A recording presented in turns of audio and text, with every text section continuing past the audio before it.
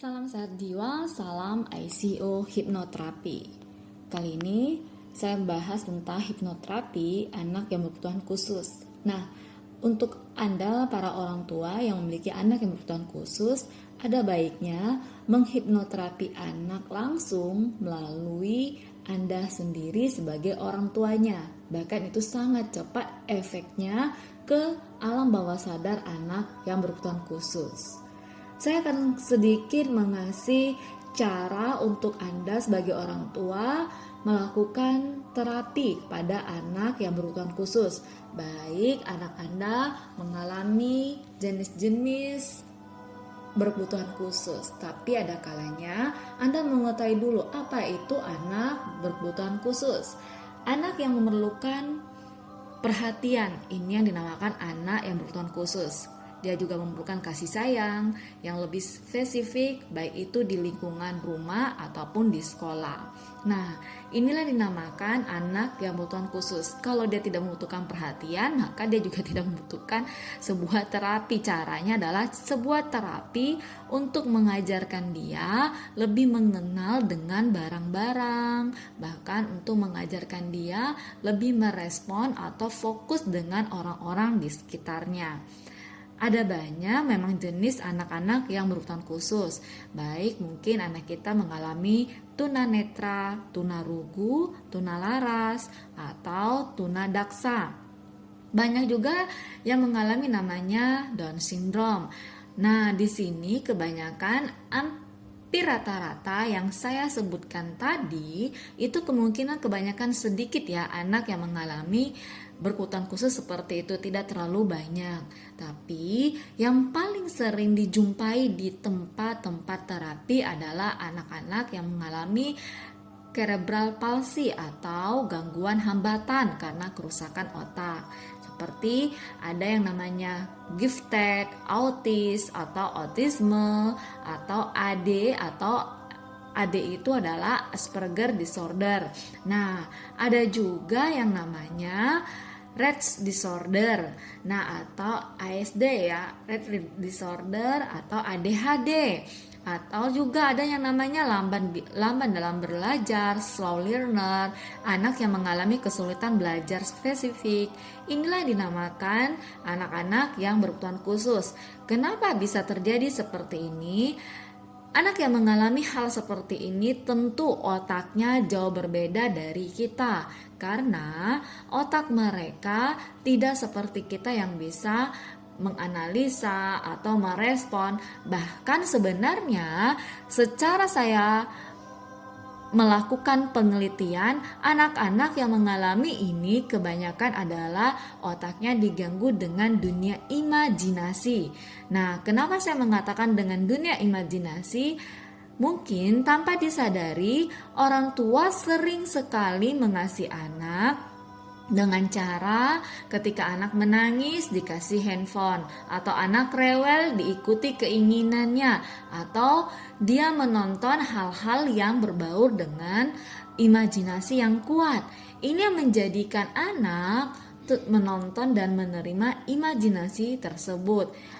Ketika anak menerima imajinasi ini tanpa disadari orang tua, maka tingkah laku anak akan berubah seperti kayak dia berbicara sendiri atau dia mengeluarkan imajinasi-imajinasi dan pengulangan yang terus-terus yang dia rekam di dalam pikirannya.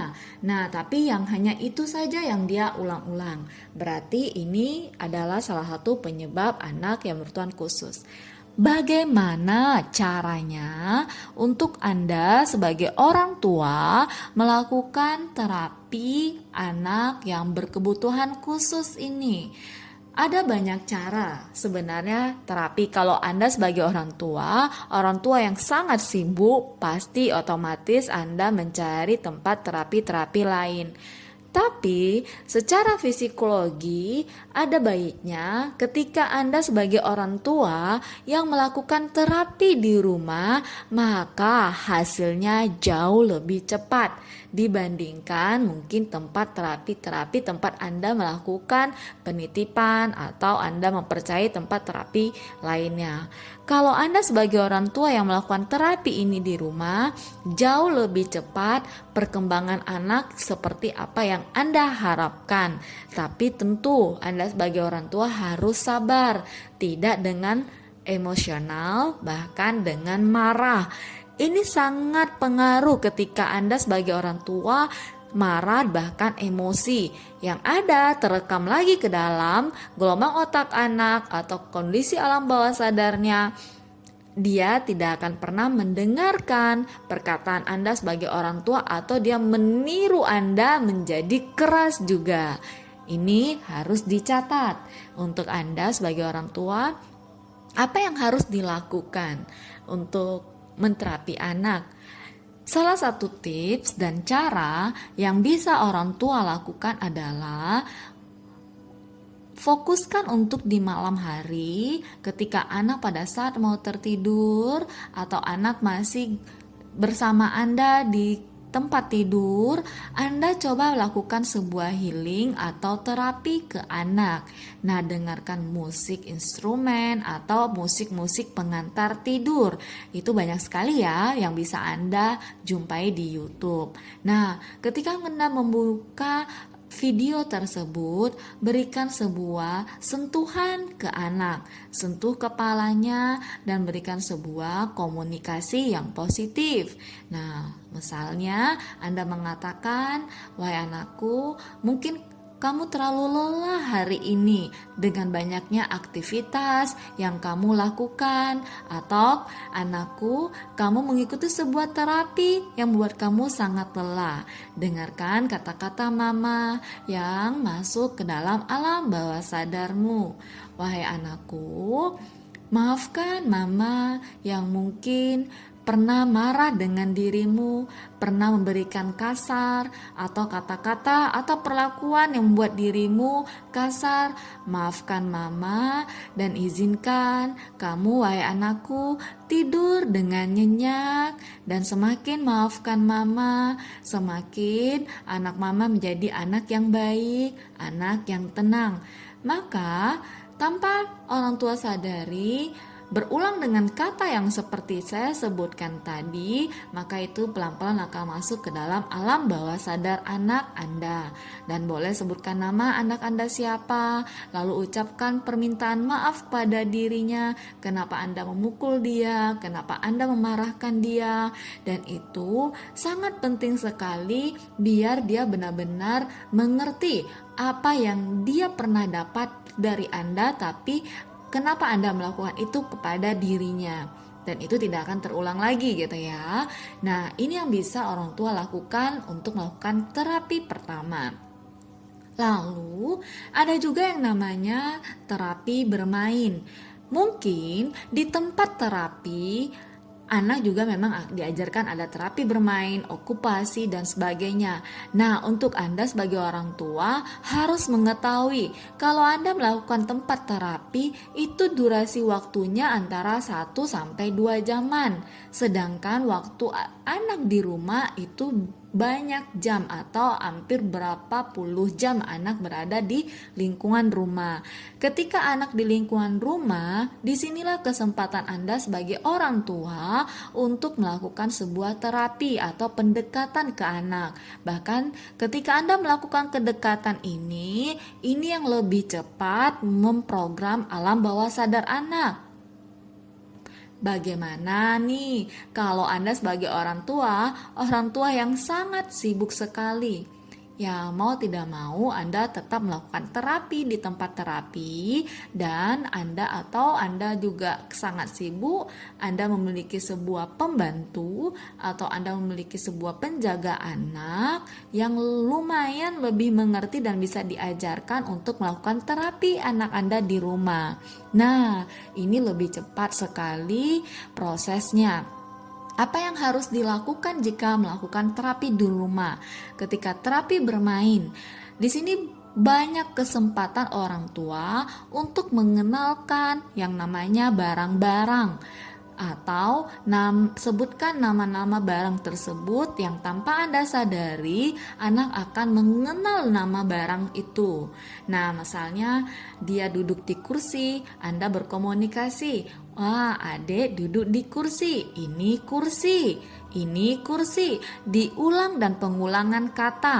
Bahkan besok pun Anda bisa mengulang kata itu lagi supaya dia tahu kalau benda itu adalah kursi. Atau dia bermain dengan Lego, atau dia bermain dengan warna dan sebagainya.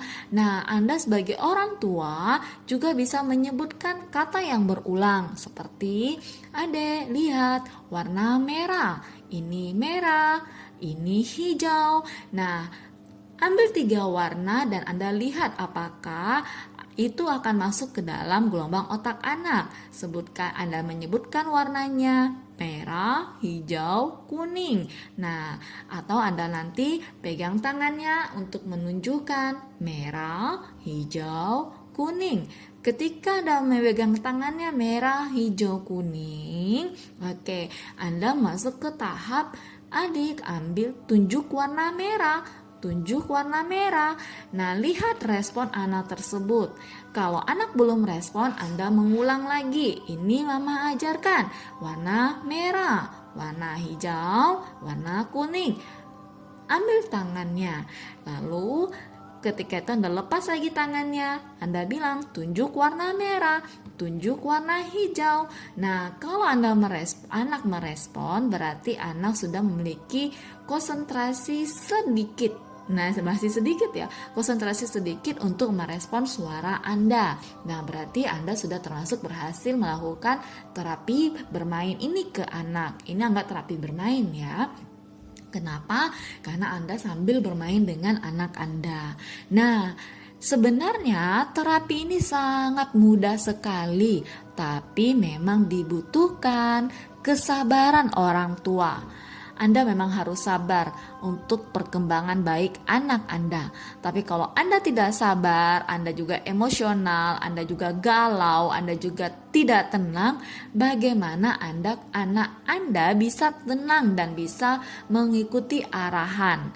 Hati-hati dengan kondisi alam bawah sadar. Ini sangat pengaruh sekali kontak batin Anda sebagai orang tua ke anak.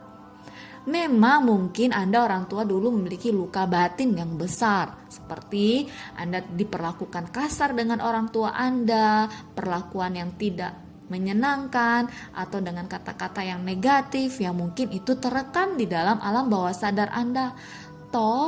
Apakah ini juga anak Anda mau mengalami hal yang sama seperti Anda?